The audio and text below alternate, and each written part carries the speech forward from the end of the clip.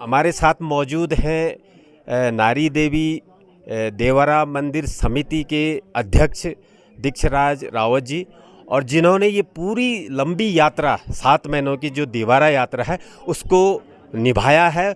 तो जानते हैं क्या कुछ रहा इस पूरी यात्रा के दौरान रावत जी से। रावत जी, सबसे पहले आपका उत्तराखंड समाचार में स्वागत है।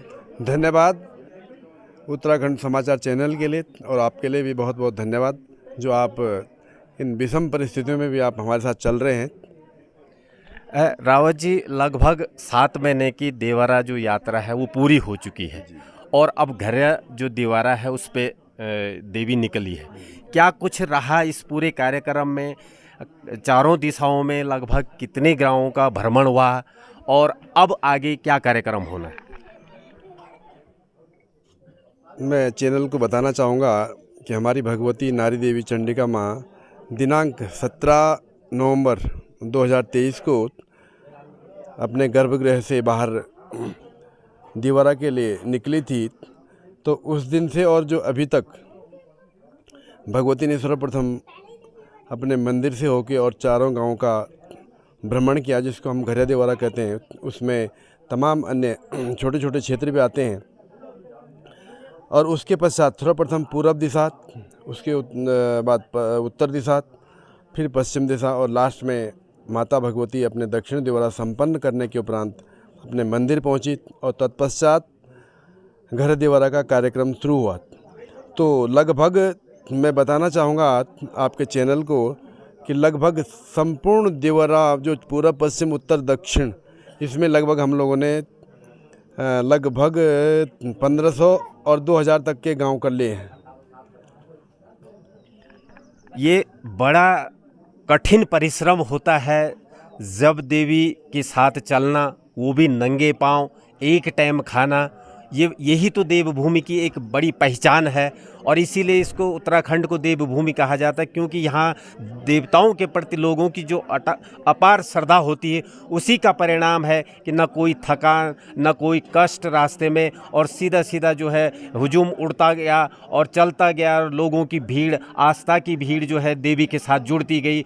और अब लास्ट घरिया देवरा जिसको कह रहे हैं, अब वो शुरू हो चुका है, जो अपने गाँव में देवी सबको एक बार फिर आशीर्वाद देगी, और उसके बाद जो कार्यक्रम होना है जिसको बनियात कहते हैं वो शुरू हो जाएगी।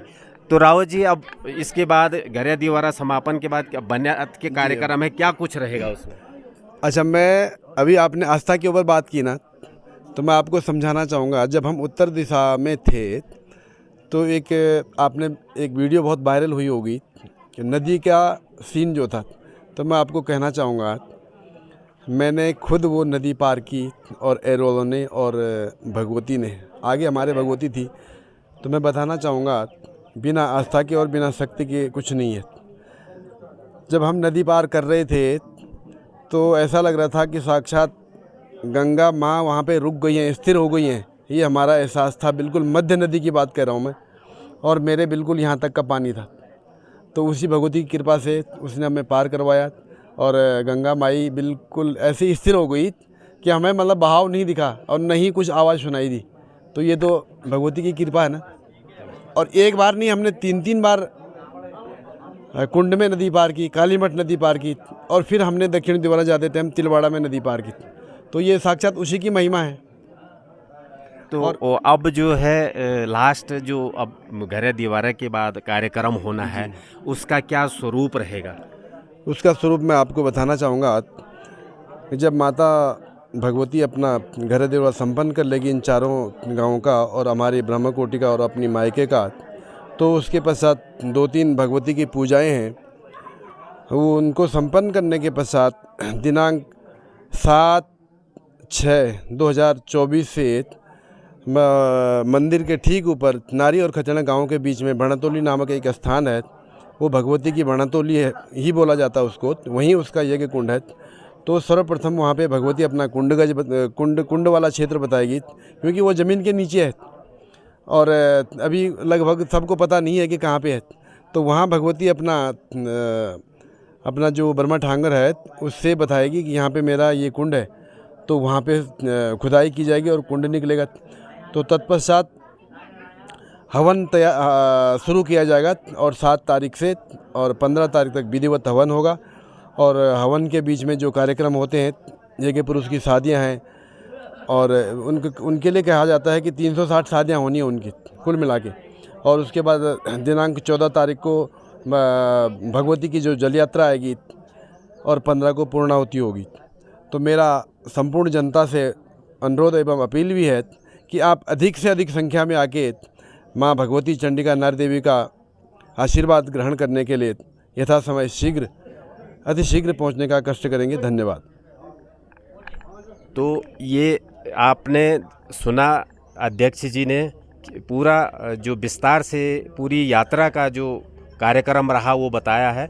और अब इसके बाद एक जनता से अपील है कि जो 7 तारीख से और 15 जून तक जो भव्य कार्यक्रम होने जा रहा है यज्ञ का, उसमें सभी लोगों से निवेदन है कि वो ज़्यादा से ज़्यादा आएँ। और क्योंकि ये अनुष्ठान 32 सालों के बाद आयोजित हो रहा है, ये सबसे बड़ी उपलब्धि यहाँ की धियाणियों के लिए, जो बाहर प्रवास कर रहे हैं उन लोगों के लिए महत्वपूर्ण रहेगा। तो आप जुड़े रहें, हम आपको आगे भी तस्वीरें दिखाते रहेंगे।